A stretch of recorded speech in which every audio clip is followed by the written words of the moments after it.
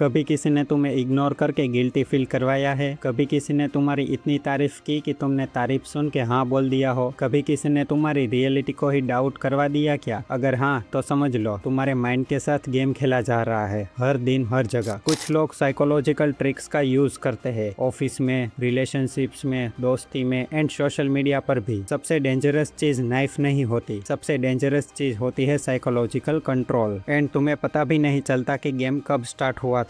और सबसे स्केरी बात यह है कि ये सब लोगों की स्माइल के पीछे होता है। तो आज मैं तुम्हें बताऊंगा 5 डार्क साइकोलॉजिकल ट्रिक्स जो लोग साइलेंटली यूज करते हैं ताकि तुम उनके हिसाब से चल सको। और सबसे इम्पोर्टेंट बात यह है कि तुम उनसे कैसे बच सकते हो, क्योंकि जो इंसान इस गेम को समझ गया उसको कोई भी इजीली हरा नहीं सकता है। और लास्ट 5th वाली ट्रिक वो इतनी डेंजरस है कि स्ट्रॉन्ग लोग भी उसका शिकार हो जाते हैं। Because once you see this tricks तुम फिर कभी इजीली मैनिपुलेट नहीं होंगे। So stay till the end. Guilt trap, emotional blackmail का साइलेंट वेपन। क्या कभी तुमसे किसी ने ये कहा है कि मैंने तुम्हारे लिए इतना किया, क्या तुम मेरे लिए इतना भी नहीं कर सकते? मैं तुमसे ये एक्सपेक्ट नहीं करता था। ये लाइंस फेमिलियर लगती है, लेकिन ये एक साइकोलॉजिकल वेपन है और इसे कहते हैं गिल्ट ट्रैप। ये केयर नहीं होती, कई बार ये कंट्रोल का टूल बन जाता है। मैनिपुलेटर जानता है कि अगर तुम डायरेक्ट फोर्स से नहीं मानोगे तो तुम गिल्ट से मान ही जाओगे। जब कोई इंसान तुम्हारी काइंडनेस को यूज करके तुम्हें फोर्स करे तो वो प्यार नहीं बल्कि कंट्रोल होता है। यहाँ तुम्हारे इमोशंस को वेपन बनाया जाता है। वो जानते हैं तुम अच्छे इंसान हो, तुम हर्ट करना नहीं चाहोगे, इसीलिए वो गिल्ट क्रिएट करते हैं ताकि तुम अपनी बाउंड्रीज को तोड़ दो।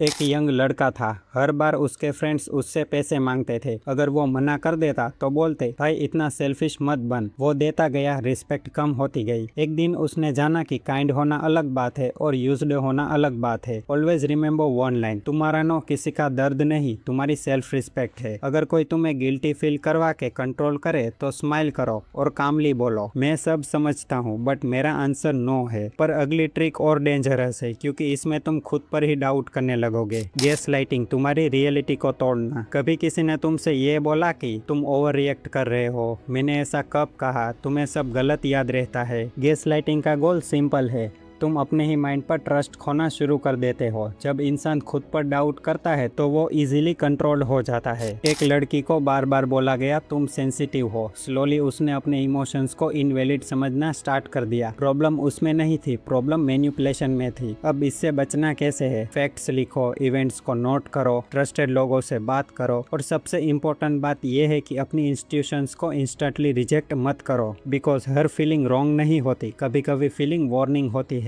अगर कोई तुम्हें बार बार कंफ्यूज करे तो शायद इश्यू तुम्हारी मेमोरी नहीं बल्कि उसकी स्ट्रेटेजी है। साइलेंट ट्रीटमेंट, इग्नोर करके कंट्रोल करना। इमेजिन करो तुमने किसी से बस एक छोटी सी डिसएग्रीमेंट की और अचानक वो रिप्लाई करना बंद कर दे। No calls, no text, no eye contact. किसी ने तुमसे बात करना बंद कर दिया। उसने तुम्हारा मैसेज सीन तो किया पर रिप्लाई जीरो। तुम कंफ्यूज हो गए, मैंने क्या गलत कर दिया? एग्जैक्टली वही चाहिए उन्हें। साइलेंट ट्रीटमेंट का पर्पस कम्युनिकेशन नहीं पर पनिशमेंट होता है। वो जानते हैं कि तुम ओवरथिंक करोगे, तुम अपोलोजाइज करोगे बिना गलती के। एक रिलेशनशिप में लड़की हर आर्ग्यूमेंट के बाद 3 दिन इग्नोर करती थी। लड़का हर बार सॉरी बोलता था, सिर्फ पीस के लिए। रिजल्ट, इश्यू सोल्व नहीं हुआ, कंट्रोल शिफ्ट हो गया। लेकिन अब इससे बचे कैसे? साइलेंट का जवाब पैनिक से मत दो। एक काम मैसेज भेजो, जब बात करनी हो तो तब रिस्पेक्टफुली करेंगे। Then step back. Remember, silence is not power, self control is power. दूसरा इंसान चाहता है कि तुम गिल्टी फील करो, तुम पहले जाके सॉरी बोलो, फिर चाहे तुम्हारी गलती हो या ना हो। और शॉकिंगली बात यह है कि ज्यादातर लोग इसी ट्रैप में फंस जाते हैं, क्योंकि इंसान रिजेक्शन से डरता है। जब भी कोई तुम्हें इग्नोर करे तो तुरंत डिटेक्टिव मत बन जाओ, बट सुनो केयरफुली। जब कोई तुम्हें इग्नोर करके कंट्रोल करे तो चेस मत करो, काम रहो, अपनी डिग्निटी रखो। क्योंकि जो इंसान कम्युनिकेशन नहीं कर सकता वो कभी इमोशनली मैच्योरिटी भी नहीं रख सकता है। Because the moment you chase, तब तुम अपना सारा कंट्रोल उन लोगों को दे देते हो। लेकिन कुछ लोग इग्नोर नहीं करते बल्कि वो तुम्हें सिर्फ डराते हैं। फियर प्रेशर, जल्दी डिसीजन लो वरना लूज कर दोगे। अगर अभी नहीं किया तो चांस चला जाएगा, अभी डिसाइड करो, अगर ये चांस मिस हुआ तो रिग्रेट करोगे। ये लाइंस बिजनेस में, रिलेशनशिप में एंड लाइफ में यूज होती है। फियर प्रेशर का गेम सिंपल है, क्योंकि फियर में लिया गया डिसीजन अक्सर वीक होता है। बिकॉज तुम्हें सोचने का टाइम ही नहीं दिया जाता है। जब तुम पैनिक में होते हो तुम सोचते नहीं बल्कि रिएक्ट करते हो। क्यों?